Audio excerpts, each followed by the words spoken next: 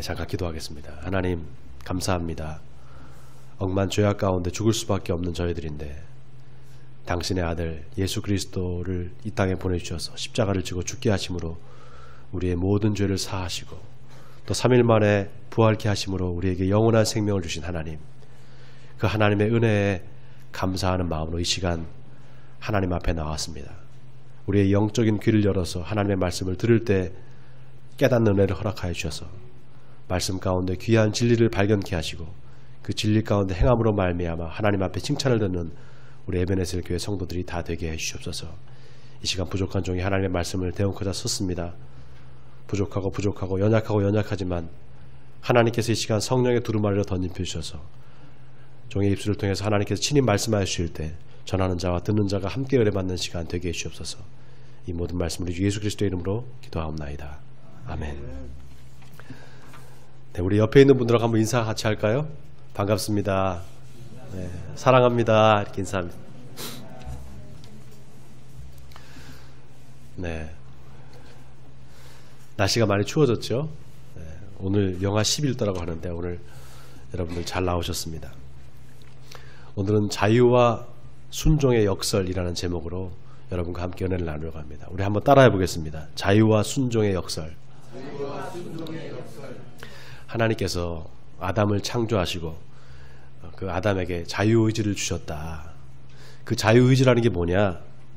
자기 뜻대로 자기의 생각대로 선택할 수 있는 자유, 그리고 행동할 수 있는 자유, 그게 자유의지다 이렇게 우리가 생각을 합니다. 그런데 아이러니하게도 그 아담은 자유의지를 가지고 하나님이 먹지 말라고 명령한 선악과를 따먹습니다. 하나님의 말씀에 불순종하고 하나님의 명령을 어긴 것이죠. 이걸 우리가 원죄다 이렇게 이야기를 합니다. 아니 그러면은 하나님이 인간한테 자유의지를 주지 말았어야지 왜 자유의지를 줘서 그렇게 범죄하게 만드느냐. 안 믿는 사람들이 그렇게 따진단 말이죠. 그럼 만약에 인간에게 자유의지가 없다면은 그럼 그거 인간이겠느냐, 로봇이지. 또 그렇게 반문을 할 수가 있습니다. 좀 유치해 보이는 이런 이야기들이 원죄를 이야기할 때 항상 나오는 이야기들이죠. 그래서 하나님께서 우리 인간을 창조하실 때 좀 불완전하게 창조한 게 아니냐 이렇게 생각하는 사람도 있습니다. 그런데 그건 아닙니다. 하나님은 우리를 완전한 존재로 창조하셨습니다. 그 증거가 뭐냐 하면은 하나님이 우리 인간을 만드실 때 당신의 형상대로 만드셨다는 그 성경 구절이 바로 그 증거입니다. 우리가 불완전한 존재라면 그러면 하나님도 불완전하시냐? 그렇지 않다라는 거죠. 그럼 다시 처음의 질문으로 돌아가서 아담이 원죄를 짓게 한 것이 그러면 자유의지 때문이냐? 그건 아니라는 것이죠. 하나님이 우리에게 자유의지를 주셨다라는 것은 그 자유의지를 가지고 하나님의 뜻에 불순종할 수도 있고 순종할 수도 있다. 그런 뜻이 아닙니다. 그건 우리가 이 자유라는 것을 하나님께 대적하고 불순종하는 그런 권리다 이렇게 생각하기 때문입니다. 여러분 바로 그 생각이 우리가 아담이 선악과를 따먹고 난 그 결과입니다. 바로 그 후유증이라는 것입니다. 이게 무슨 말인가 하면 원래 자유라는 개념이 따로 있는데 그 자유라는 개념이 오염됐기 때문에 죄로 오염됐기 때문에 우리가 자유를 그렇게 생각하는 것입니다. 여러분 우리가 자유 그러면 누구한테도 속박받지 않고 내 마음대로 결정하고 행동할 수 있는 권리다 이렇게 생각하죠. 사람들과의 관계에서는 그럴지도 모르겠지만 하나님과의 관계에서는 그렇지 않습니다. 한 가지 예로 여러분 물고기를 보십시오. 물고기가 물속에서는 자유롭게 헤엄을 치잖아요. 근데 물 밖으로 끄집어 내보십시오. 어떻게 됩니까? 금방 죽습니다. 똑같습니다. 사람이 하나님을 떠나서 마음대로 사는 게 그게 자유다. 그렇게 생각하는 것은 물고기가 물을 떠나서 살 수 있다고 생각하는 것과 똑같습니다. 그런데 바로 그렇게 하나님을 떠나서 사는 것이 자유다. 그러니까 너희 마음대로 살아. 네 인생의 주인은 바로 너야. 라고 잘못된 거짓된 정보를 준 장본인 누군가 바로 사탄 마귀입니다. 에베소 2장 1절에서 사도 바울은 이렇게 말합니다. 죄와 허물로 죽었던 너희를 살리셨도다. 그때 너희가 행하여 이 세상의 풍속을 쫓고 공중의 권세 잡은 자를 따랐으니 이는 곧 불순종의 아들들 가운데 역사하는 영이라. 사도 바울이 아주 정확하게 사탄의 존재를 정확하게 표현했습니다. 바로 그 불순종의 아들들 가운데 역사하는 영, 그 영이 바로 사탄이라는 것입니다. 아담의 문제는 바로 거기에 있었습니다. 하나님의 말을 듣지 않고 하나님의 말에 순종하지 않고 그 불순종의 영인 사탄의 말을 들은 것입니다. 그러니까 어떻게 됐습니까? 진정한 자유가 있는데도 불구하고 그 진정한 자유를 모르게 된 것입니다. 죄로 오염된 자유를 참 자유라고 착각하게 된 것이죠. 자, 그런데 예수님께서 오셔서 아주 놀라운 말씀하셨습니다. 너희가 진리를 알지니 진리가 너희를 자유케 하리라, 이렇게 말씀하셨습니다. 여러분, 이 말씀을 예수님이 누구한테 하셨는가 하면은 예수를 믿은 유대인들에게 이 말씀을 하셨다, 성경이 그렇게 기록하고 있습니다. 이 말은 예수를 믿은 유대인들이 예수를 믿었음에도 불구하고 여전히 그 율법 가운데 살면서 속박감을 느끼고 그것으로 인해서 억압감을 느꼈다는 것입니다. 이 말을 지금 현대 버전으로 이야기하면은 예수를 믿고 열심히 교회는 다니는데 아직까지 진리를 알지 못해서 그 신앙생활이 억압 가운데 속박 가운데 사는, 그렇게 신앙생활을 하는 사람들이 많다는 것입니다. 여러분, 오늘 설교 제목이 뭡니까? 자유와 순종의 역설입니다. 이 역설이라는 말이 여러분 좀 생소하시죠? 이 역설이라는 것은 어떤 주장과 반대되는 이론을 이야기할 때 역설이라는 말을 씁니다. 그래서 이 두 개가 서로 모순되는 것 같은데 실제로는 그 속에 진리가 있다, 그걸 이야기할 때 역설이라는 단어를 씁니다. 자, 그러니까 자유와 순종의 역설이라는 것은 뭐냐? 자유와 순종이 서로 모순되는 것 같은데 사실은 그게 아니라 그 속에 진리가 있다는 것입니다. 우리가 보통 순종이다 이렇게 얘기하면 순종해라 그러면은 내 자유를 포기해야 된다고 생각을 합니다. 그러니까 서로 자유와 순종이 모순관계에 있다 이렇게 생각하는 거죠. 그러니까 둘 중에 하나를 포기해야 된다고 생각을 합니다. 예를 들면 내가 자유하기 위해서는 내가 순종하는 것을 포기해야 된다. 또 내가 순종하려면 내 자유를 포기해야 된다, 이렇게 생각을 합니다.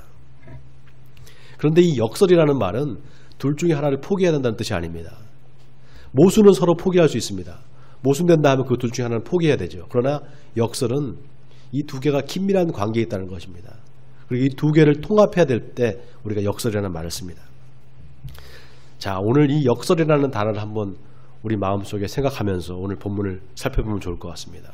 우리 다 같이 본문 11절을 우리 한번 같이 읽겠습니다. 한 목소리로 읽겠습니다. 시작.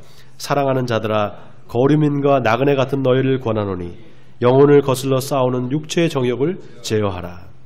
자, 여기 영혼과 육체가 서로 거슬러 싸운다 이렇게 말합니다. 여러분, 우리가 성경을 잘 봐야 되는 게 성경을 잘못 오해하면은 신앙이 한쪽으로 치우칠 수가 있습니다. 예를 들면 오늘 본문에 나오는 육체라는 단어를 우리가 그냥 몸이다 이렇게 생각하면 안 됩니다. 여러분, 이 육체라는 말, 육체라는 뜻의 단어가, 헬라어 단어가 두 가지가 있습니다. 하나는 사륵스라는 단어입니다. 그 사륵스는 육체는 육체인데 뭔가 죄에 끌리는 그런 경향성을 가지고 있는 몸, 그걸 이야기할 때 우리가 육체, 사륵스 이렇게 얘기를 합니다. 그리고 또 하나 단어가 있는데요, 소마라는 단어가 있습니다. 그 소마는 우리 진짜 몸을 얘기할 때 소마라고 얘기합니다. 그러니까 육체라고 나오면 무조건 이게 나쁜 것이다 이렇게 생각할 게 아니라 그게 어떤 걸 의미하는지 우리가 살펴봐야 됩니다. 자, 오늘 영혼과 육체가 서로 거슬러 싸운다 이렇게 말할 때 그럼 우리가 이거 어떻게 받아들여야 됩니까? 둘 중에 하나를 포기해야 되는 것인가? 영혼과 육체가 싸우니까 우리는 그러면 육체를 포기하고 우리 영혼만 선택해야 되는 것인가? 이렇게 생각할 수가 있잖아요. 그런데 우리가 어떻게 그렇게 할 수가 있겠습니까? 우리 몸은 하나님께 주신 것이고 또 영혼과 육체가 결합되어 있습니다. 그러니까 어느 한쪽을 포기할 수가 없습니다. 여러분이 카톨릭에 보면 오푸스데이라는 그런 단체가 있습니다. 이 카톨릭 안에 있는 단체인데요, 그 오푸스데이에 들어가려면은 특별한 의식을 치러야 됩니다. 그 의식이 뭔가 하면 마미단이라고 하는 그런 이 쇠로 만든 철사 같은 게 있습니다. 여러분 스노우 타이어 아시죠? 거기다가 타이어에다 거는 그런 스노우 체인 같이 생긴 그런 모습의 철사를 허벅지에다가 이렇게 잡아맵니다. 2시간 동안 그거를 차고 있어야 됩니다. 그 단체에 가입하려면. 왜 그렇게 하는가? 음란한 생각을 하면은 안 된다 이겁니다. 그래서 내 음란한 생각을 하는 이 허벅지에다가 쇠를 채우는 겁니다. 그러니까 그렇게 되면 어떻게 됩니까? 가서 피가 나죠. 또 그 외에도 매일같이 찬물로 이렇게 냉수로 샤워를 해야 되고, 그 다음에 1시간씩 서로를 채찍으로 때립니다. 그게 이 오프스데이라는 단체에 들어가려고 하면 그런 의식을 치러야 된다는 것입니다. 왜 그렇게 하는가? 바로 우리 죄의 원인이 육체에 있다 이렇게 생각하기 때문입니다. 그러니까 자기 육체를 막 학대하는 거죠. 여러분, 사실 우리 몸은 아무런 죄가 없습니다. 우리 몸은 그냥 중립일 뿐입니다. 여러분, 차에 기아를 중립에 넣으면 어떻게 됩니까? 그냥 차가 가만히 있잖아요. 앞에다 전진 기어를 넣으면 앞으로 가고, 뒤로 가면 뒤로 후진을 하잖아요. 우리 몸은 똑같습니다. 그렇게 뉴트럴, 중립과 똑같습니다. 우리 몸을 하나님이 기뻐하시는 쪽으로 우리 몸을 쓰면 우리 삶이 하나님이 기뻐하시는 산 제물이 되는 것이고요. 우리가 사탄 마귀에 우리 몸을 쓰면 우리 몸이 사탄 마귀의 도구가 되는 것입니다. 자, 그래서 우리가 오늘 성경을 잘 봐야 되는 게, 오늘 본문을 자세히 보십시오. 영혼을 거스려 싸우는 육체를 제어하라 이렇게 나와 있지 않습니다. 육체가 아니라 육체의 정욕을 제어하라 이렇게 나와 있습니다. 이 부분의 성경을 자세히 보면 sinful desire 이렇게 나와 있습니다. 영어 성경에 보면. 직역을 하면 죄짓고 싶은 마음, 그 죄짓고 싶은 마음을 제어하라는 것입니다. 그러니까 몸의 문제가 아니라 우리 마음의 문제라는 것이죠. 다시 말하면 우리에게 욕망이 있는데 그 욕망을 제어하라는 것입니다. 왜 그러면 이 욕망을 우리가 제어해야 되는가? 그 욕망을 제어하지 않으면 우리가 죄를 짓기 때문입니다. 여러분, 이 욕망이라는 것은 절대로 채워질 수가 없습니다. 그래서 우리가 욕망과 필요를 좀 구분할 필요가 있습니다. 예를 들면 길을 가다가 갑자기 목이 마릅니다. 그러면은 편의점에 가서 500원짜리 생수를 하나 사다가 마시면 어떻게 됩니까? 목 마른 게 해소가 되잖아요. 그러면 더 이상 물을 마실 필요가 있습니까? 없습니까? 없죠. 그런데 이상하게 계속해서 목이 마른 겁니다. 그래서 계속 물을 찾고 하루에 몇 리터씩 물을 먹는다고 생각해 보세요. 그 좀 이상하잖아요. 바로 그게 욕망입니다. 여러분, 사자가, 여러분 동물의 왕국 보셨죠? TV에 사자가 이렇게 가만히 앉아 있는데 영양 한 마리 이렇게 지나가요. 그럼 사자가 배가 고프면 어떻게 합니까? 그 영양을 가서 잡아먹죠. 그러고 난 다음에 배가 부르면은 또 다른 영양이 지나가도 잡아먹지는 않습니다. 그냥 가만히 냅둡니다. 그런데 어떻습니까? 사람은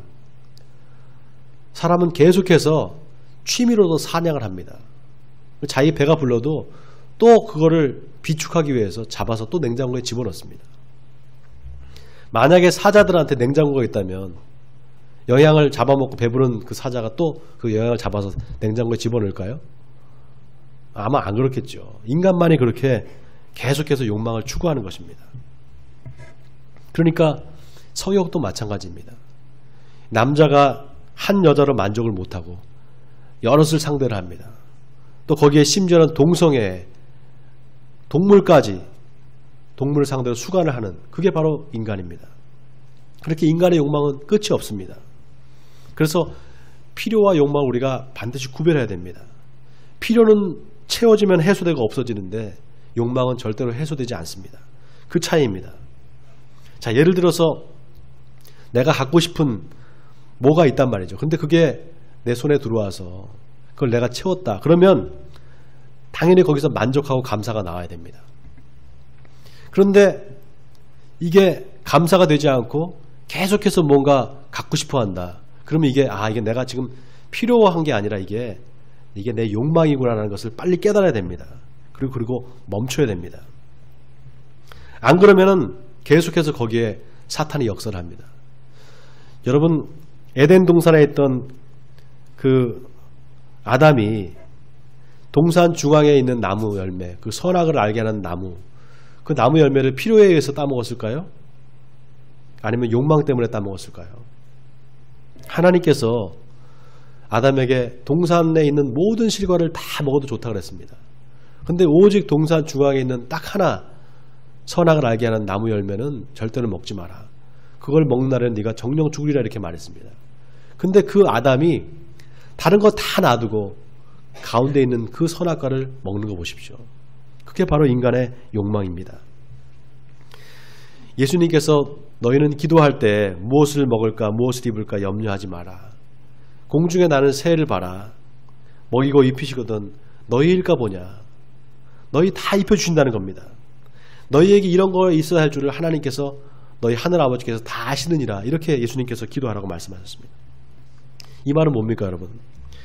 하나님께서 너희의 필요를 아신다. 그러니까 그거는 다 채워주신다. 걱정하지 말라는 것입니다. 여러분 이거 아멘입니까? 우리가 일용할 양식이 있으면 족한 줄 알아야 됩니다. 그 이상 뭐가 필요하겠습니까? 여러분 냉장고에 뭐 잔뜩 갖다가 사서 넣어보십시오. 거의 다 나중에 다 먹지도 않고 다 버리게 됩니다. 여러분 일용할 양식이 있으면 감사하시기 바랍니다. 내 마음에 욕망이 일어날 때 이게 욕망이구나 하고 빨리 제어하시는 여러분 되시기 바랍니다. 그 다음 우리 12절을 같이 읽겠습니다. 시작. 너희가 이방인 중에서 행실을 선하게 가져 너희를 악행한다고 비방하는 자들로 하여금 너희 선한 일을 보고 오시는 날에 하나님께 영광을 돌리게 하려 함이라. 이 구절은 좀 배경 설명이 필요합니다. 여러분 초대교회에 엄청난 핍박이 가해졌습니다. 로마 정부로부터 또 유대교로부터 엄청난 핍박이 있었습니다. 그런데 그 핍박의 원인 중에 하나가 이 그리스도인들이 모여서 인육을 먹는다 이런 소문이 퍼졌습니다. 우리 예수 믿는 사람들이 모여서 성찬 예식을 하잖아요. 근데 성찬 예식할 때 보면 이렇게 보자기에다가 뭘 이렇게 덮어놓지 않습니까? 성찬 포도주와 빵을. 그거를 애를 잡아가지고 애 시체를 잡아먹는다 이렇게 소문이 났습니다. 그래서 이런 종교라면 이게 말도 안 되지 않느냐. 그래서 사람들을 엄청나게 예수 믿는 사람들을 핍박을 했습니다. 자, 그렇게 억울하게 핍박받았던 그 초대 그리스도인들한테 지금 베드로가 뭐라고 얘기하는가. 너희가 그렇게 억울하고 핍박을 받고 있지만 거기에 대항하지 말고 선을 행하라 이렇게 말합니다. 여러분 지금 우리 한국교회가 여러 가지로 위기 상황을 겪고 있습니다. 많은 사람들이 기독교에 대해서 부정적인 생각을 갖고 있고 심지어는 개독교라고 욕을 하기도 합니다. 근데 우리가 그때 그러면 어떻게 대처해야 되는가? 너희들 그렇게 떠들어 마음대로 해라. 우리는 우리대로 산다. 이렇게 해야 됩니까? 그 외부에서 믿지 않는 사람들이 이야기하는 말에 우리가 좀 귀를 기울일 필요가 있습니다. 그리고 우리가 우리 자신을 성찰하는 기회로 삼아야 됩니다. 초대교인들은 억울한 누명을 쓰고 엄청난 핍박을 받았습니다. 그런데도 그들과 대항하지 않고 하나님 앞에 선을 행했습니다.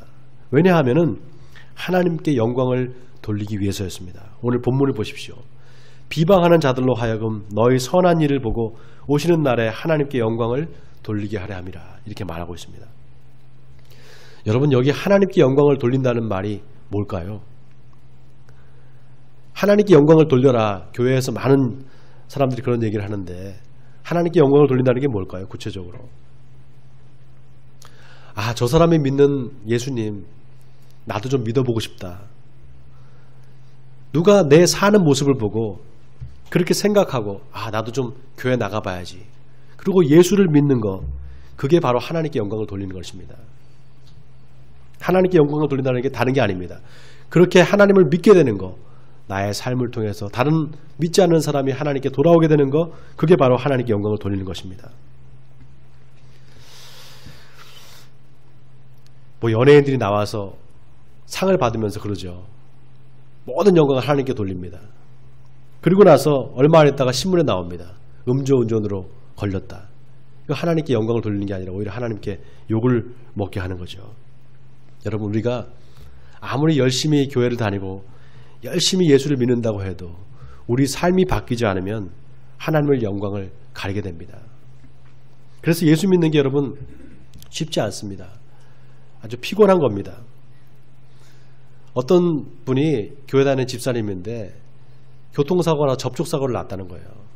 근데 한참을 이제 누가 잘했느니 못했느니 이렇게 서로 옥신각신 하다가 그 상대방이 그러더랍니다. 아줌마, 교회 다니시는 분인데 그 앞에 운전대 앞에 십자가나 좀 떼고 얘기하세요. 그렇게 얘기하더랍니다. 그리고 딱 보니까 자기 차에 운전대 앞에 십자가가 있는 거를 깜빡했다는 거죠. 여러분, 얼마나 이 참 부끄러운 일입니까? 하나님께 영광을 돌리는 게 아니라 하나님께 욕을 보이는 것이죠. 그래서 우리가 예수 믿는 거 여러분 절대 쉬운 일이 아닙니다. 자, 우리 다음 13절을 보시기 바랍니다. 13절에서 15절까지 우리 같이 한번 한 목소리로 또 읽겠습니다. 시작. 인간의 모든 제도를 주를 위하여 순종하되 혹은 위에 있는 왕이나 혹은 그가 악행하는 자를 징벌하고 선행하는 자를 포상하기 위하여 보낸 총독에게 하라. 그 선행으로 어리석은 사람들의 무식한 말을 막으시는 것이다. 자, 여기 보십시오. 인간의 모든 제도를 누굴 위해서 순종하라고 얘기합니까? 인간의 모든 제도를 누굴 위해서 순종하라고요? 나를 위해서입니까? 주를 위해서, 하나님을 위해서 순종하라는 것입니다. 또 왕과 왕이 보낸 총독에게 순종하라고 그랬습니다. 유튜브를 보니까 미국 재판, 미국 그 재판 법정에서 재판하는 거를 잠깐 본 일이 있어요. 근데 판사가 어떤 한 범죄자를 이제 재판을 하는데 그 범죄자가 자기 애인을 폭행을 하고 이렇게 막 살인까지 하려는 그런 미수를 했던 그런 친구인데 그 이제 폭행범을 재판하는 거예요. 그러니까 판사가 그 폭행범을 딱 이렇게 단에다 세워놓고선 판결을 내리는데 벌금 12만 5천 불, 우리나라 돈으로 약 1억 4천만 원을 이제 벌금을 매기고 그 다음에 적금 금지 명령을 내렸습니다. 근데 이 친구가 그 자리에서 그냥 알겠습니다 하고 가면 되는데 나가면서 이제 욕을 한 거예요. 뭐라고 하여튼 뭐 F자 들어가는 욕을 한 거죠. 그러니까 그 판사가 나가는 그 범죄자를 다시 부릅니다. 오라고. 그래서 다시 세워요.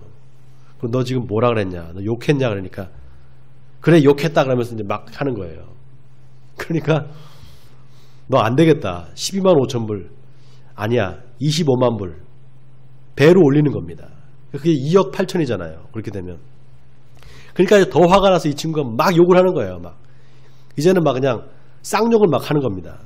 그러니까 그 재판관이 거기서 아주 낮은 목소리로 뭐라 그러냐면은 너는 지금 미국 법정을 모독하고 있다. 이제 멈춰라 그러는 거예요. 근데 계속 하는 거예요. 그러니까 옆에 있던 범죄들 같이 웃으면서 막 이제 같이 동조를 해주는 거죠. 그러니까 이 재판관이 어떻게 판결을 내는가 하면은 그거 말고 너 1년 징역이다. 바로 그 자리에서 법정 구속이 돼서 1년 징역을 살았습니다. 그냥 거기서 알겠습니다 하면 됐을 텐데 이 친구가 객기를 부르니까 어떻게 되는 겁니까? 결국 깜빵까지 가서 1년을 살았던 것입니다. 우리 예수 믿는 사람들이 법을 잘 지켜야 됩니다. 왜 법을 잘 지켜야 되는가? 나를 위해서가 아니라 우리 주를 위해서, 하나님을 위해서 법을 잘 지켜야 되는 것입니다. 얼마 전에 양심적 병역 거부를 한 그 사람이 있었죠. 그 사람한테 2심에 무죄 판결이 났습니다. 그러니까 지금 그것 때문에 양심적 병역 거부를 하는 사람들이 지금 재판을 받고 유죄 판결이 난 사람들이 굉장히 많이 있는데 그게 무죄 판결이 나니까 어떻게 됐어요? 그러니까 자칫하면 이제 다 그 사람들이 무죄 판결이 나게 될 판이죠. 이제 마지막 대법원에서 판결을 기다리고 있는데 여러분 군대 가고 싶지 않은 거 다 마찬가지죠. 근데 군대 안 갈 수 있는 자유가 우리에게 사실 있습니다. 안 갈 자유가 있습니다. 그런데 거기에 대한 책임을 우리가 져야 됩니다. 이 병역 거부한 친구가 이 종교가 여호와 증인이에요. 그래서 요즘에 청년들이 여호와 증인으로 다 간답니다. 우리 여기 보면은 여호와 증인들 그 교회가 있죠. 왕국회관이라는 데가 있는데 거기 요즘 엄청나게 부흥됐답니다. 자, 신앙적 양심으로 병역을 거부할 수 있는가? 거부할 수 있겠죠. 그런데 그게 하나님의 뜻은 아니라는 것입니다. 오늘 성경이 바로 그걸 증명해주고 있습니다. 자, 이제 16절을 보겠습니다. 너희는 자유가 있으나 그 자유로 악을 가리는 데 쓰지 말고 오직 하나님의 종과 같이 하라. 자, 오늘 본문의 핵심 구절입니다. 여기 자유라는 것과 종이라는 것을 동그라미 치시기 바랍니다. 이 자유와 종이 서로 반대되는 개념이죠. 자, 너희한테 자유가 있다. 그런데 그 자유로 악을 가리는 쓰지 말아라. 이 말은 죄 짓는데 이 자유를 남용하지 말라는 것입니다. 믿는 사람들이 죄를 지려고 할 때 하나님께서 그 마음의 성령의 소리가 있습니다. 이거 죄 지으면 안 돼. 이건 죄야. 이런 마음의 소리를 분명히 우리가 듣습니다. 양심의 소리일 수도 있고 성령의 그 목소리일 수도 있습니다. 그런데 그때 그걸 무시하고 죄를 짓는단 말이죠. 그러면 어떻게 되는가? 점점 담대한 마음이 생깁니다. 근데 어떻게 담대한 마음이 생기는가 하면 하나님께서 우리를 죄에서 해방해 주셨어. 우리는 자유자야. 그러니까 우리는 죄 지어도 하나님께서 용서해 주실 거야. 이런 담대한 마음을 갖습니다. 근데 여러분, 그렇게 되면 어떻게 되는가? 점점 사탄이 역사를 합니다. 그래서 결국에는 그 사람의 머리에다가 도장을 찍습니다. 양심의 화해를 만든 거죠. 그렇게 되면 어떻게 됩니까?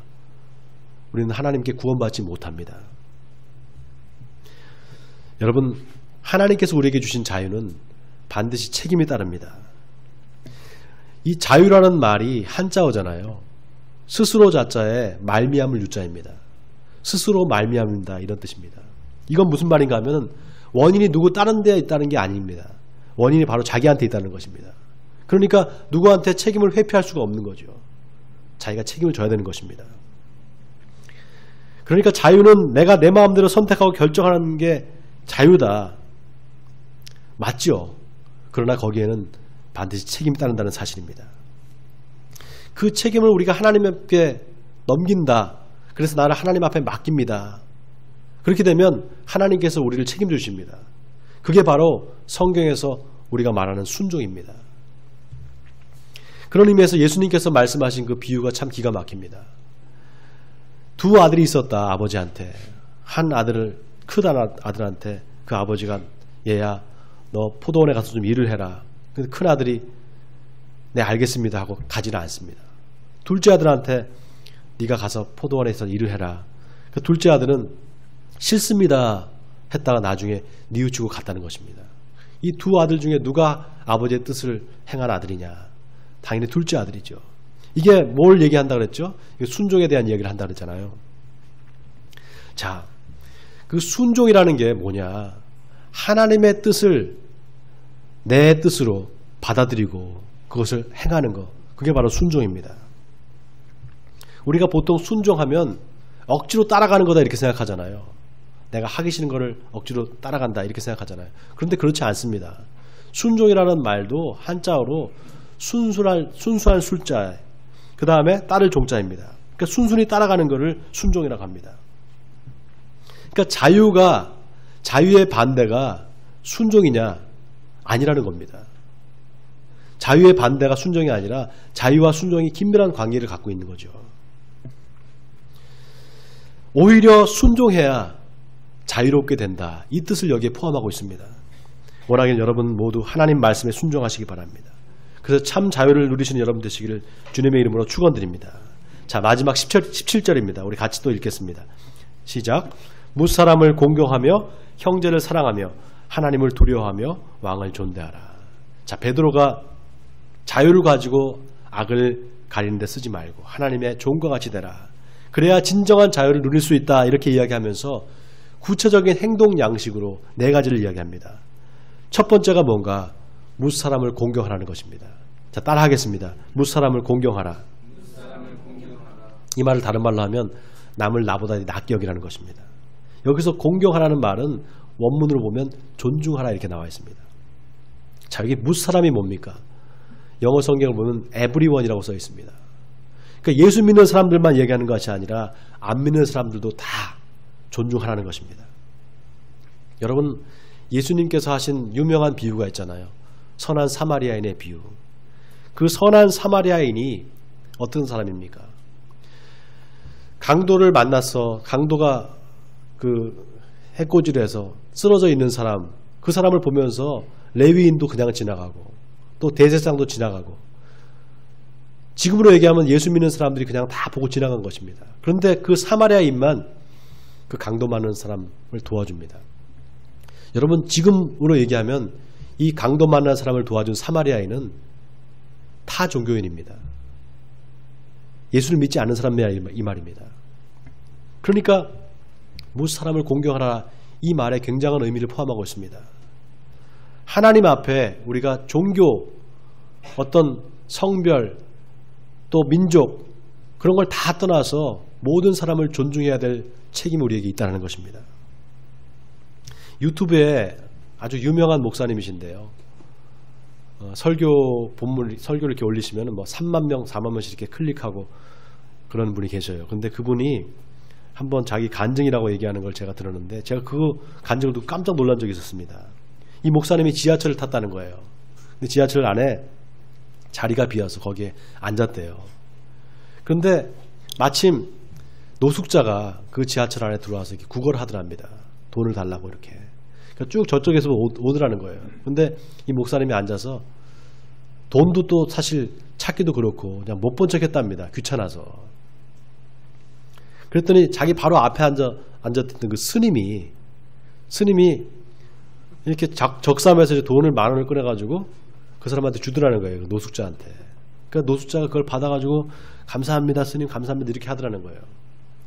근데 그 목사님이 그걸 보면서 뭐라고 생각을 했는가 하면, 그 스님한테 너는 10,000원 주고 지옥 가지만 나는 안 줘도 천국 간다, 그런 생각을 했다는 거예요. 그러면서 그거를 자랑스럽게 성도들한테 얘기를 하는 겁니다.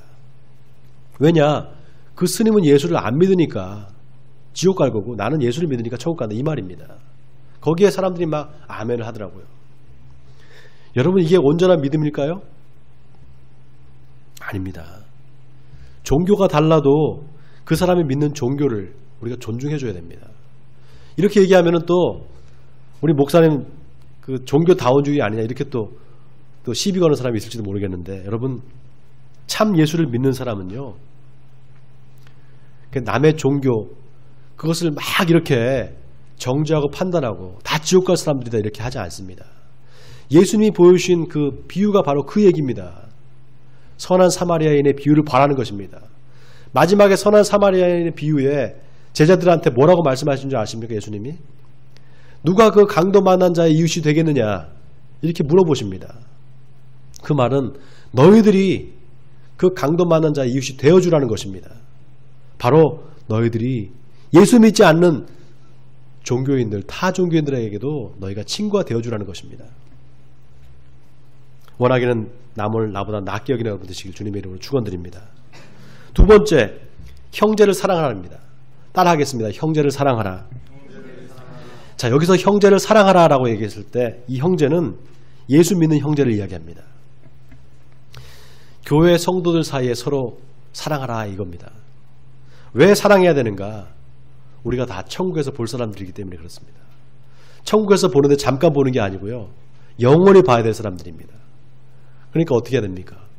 서로 사랑해야죠. 서로 사랑하시는 여러분 되시기 바랍니다. 네. 어제 제가 초등학교 동창회가 있어서 갔었어요. 근데 40년 만에 초등학교 이제 동창들을 만났는데 얼마나 반가운지요. 근데 제가 그 동창회 자주 안 나가는 이유가, 가면 이제 애들이 막 술을 먹잖아요. 그러니까 이제 제가 가면 불편해해요. 그래서 제가 안 갑니다. 근데 어제는 막 전화가 왔어요. 제발 좀 나오라고. 잠깐이라도 나와서 밥 먹고 가라고. 그래서 이제 나갔는데, 나가 보니까 다 그 반가운 얼굴도 보니까 얼마나 반갑습니까. 근데 맨 마지막 날 이제 가는데 사진을 찍자는 거예요. 그래서 마지막 사진을 이제 찍는데, 사진 찍는 친구가 우리 다 이렇게 사진 기념 촬영을 하면서 뭐라 그러냐면은, 얘들아, 이게 마지막 사진일 수도 있어, 그러는 거예요. 그래서 야, 이게 무슨 말이야 그랬더니, 내년에 우리 못 만날 수도 있잖아. 못 만날 수도 있잖아. 실제 우리 그 친구들 중에 벌써 유명을 달리한 친구가 있습니다. 몹쓸 병에 걸렸어. 그러면서 이제 이게 마지막 영정사진이 될 수 있는 거야 이러더라고요. 근데 아직까지 그런 나이는 아니잖아요, 우리가요. 근데 그렇게 하는 걸 보면서, 아, 혹시 그럴 수도 있겠다 이런 생각이 들었습니다. 여러분, 우리 인생이 언제 끝날지 모릅니다. 언제 어떻게 될지 누가 알겠습니까? 살아있을 때 여러분 더 많이 사랑하시기 바랍니다. 더 많은 사람들을 사랑하시기 바랍니다. 그리고 더 많이 용서하시는 여러분 되시기 바랍니다. 그리고 꼭 천국에서 다 만나게 되시기 바랍니다. 세 번째, 하나님을 두려워하라입니다. 다 따라하겠습니다. 하나님을 두려워하라. 여기서 두려워하라는 것은 하나님을 막 공포스럽게 무서워하라는 뜻이 아니죠. 하나님을 경외하라는 것입니다. 여러분, 우리는 두렵고 떨리는 마음을 가지고 구원을 이루어가는 사람들입니다. 원하기는 하나님이 우리에게 주신 자유를 가지고 악을 가리는 데 쓰지 마시고 하나님의 종으로 사시는 여러분 되시기를 주님의 이름으로 축원드립니다. 제 마지막 넷째입니다. 왕을 존대하라. 여기서 왕은 누구를 얘기하는가? 로마 황제를 이야기하죠. 당시 로마 황제들이 자기를 우상시해서 자기를 신격화해서 우상 숭배를 강요했습니다. 근데 보세요. 재밌는 게 우리 베드로가 제일 먼저 모든 사람을 공경하라. 그 다음에 형제를 사랑하라. 그 다음에 하나님을 두려워하라. 그러고 난 다음에 맨 마지막에 왕을 존대하라. 이렇게 맨 마지막에 왕을 존대하라 그랬습니다. 이게 무슨 말인가? 황제라고 해서 특별할 게 없다는 것입니다. 그냥 모든 사람들을 다 존중하는 가운데 황제도 그렇게 존중하라는 것입니다. 자, 이제 말씀 마무리하겠습니다. 사랑하는 성도 여러분, 순종이 제사보다 낫습니다. 뭐든지 내 마음대로 내 뜻대로 하는 것이 자유가 아니라 진정한 자유는 하나님의 말씀에 순종할 때 진짜 자유가 주어집니다. 여러분 그걸 한번 느껴보시면 다시는 하나님의 말씀에 불순종하지 않을 것입니다. 하나님의 말씀에 순종하는 사람만이 진정한 자유를 누릴 수가 있습니다. 원하기는 하나님의 말씀에 순종하시는 여러분 되시기 바랍니다. 그래서 영원한 생명이신 예수 그리스도 안에서 참 자유를 누리며 사시는 여러분 되시기를 주님의 이름으로 간절히 축원드립니다. 우리 같이 한번 결단 기도하겠습니다. 지금까지 하나님 우리가 자유인인데도 불구하고 죄의 종으로 살았다면 이 시간 이후부터 하나님의 종으로 살기를 원합니다. 하나님, 우리가 하나님의 종으로 살 때 하나님의 말씀에 순종할 때 진정한 자유가 있는 줄 믿습니다. 하나님 우리에게 믿음을 주시옵소서. 그래서 하나님을 믿는 믿음 안에서 순종하는 삶 살게 주시옵소서. 이렇게 함께 우리 한 2분 동안 같이 통성으로 기도합니다. 기도하시겠습니다. 전능하신 하나님, 우리를 하나님의 자녀 삼아주시고 날마다 우리의 삶을 통해서 하나님 영광 받으시는 줄 믿습니다. 하나님, 우리가 하나님 앞에 드려야 될 영광은 우리를 통해서 믿지 않는 영혼들이 하나님을 알게 되는 것입니다. 아, 저 사람이 믿는 하나님이라면 나도 믿어보고 싶다. 저 사람이 믿는 예수 그리스도라면 나도 그 예수를 좀 믿어보고 싶다 하고 교회로 나오고 하나님 앞에 죄를 자복하고 하나님의 자녀가 되는 것, 그게 하나님이 가장 기뻐하시는 일이고 우리가 하나님께 돌려야 될 영광인 줄 믿습니다. 오 하나님 아버지, 지금까지 우리의 삶에 그런 순종의 열매, 믿음의 열매가 없었다면 이 시간 이후부터 하나님의 말씀에 순종하는 삶을 살겠습니다. 주여 우리에게 믿음을 주시옵소서. 그래서 하나님 말씀에 순종하는 삶을 통해서 하나님께 영광을 돌리는 우리 에베네셀 교회 성도들이 다 되게 해주옵소서. 모든 말씀을 주 예수 그리스도의 참 좋으신 하나님, 우리를 하나님의 자녀 삼아주시고 하나님의 자녀로서 삶을 살게 해주신 것 감사드립니다. 하나님의 말씀에 순종할 때 참 자유가 있다는 사실을 깨닫게 해주시니 감사드립니다. 이 시간 이후부터 하나님의 말씀에 순종하는 삶을 살게 해주시옵소서. 그래서 하나님 앞에 갔을 때 착하고 충성된 종이라는 하나님의 칭찬을 듣는 우리 에베네셀 교회 성도들이 다 되게 해주시옵소서. 이 모든 말씀 우리 주 예수 그리스도의 이름으로 기도하옵나이다.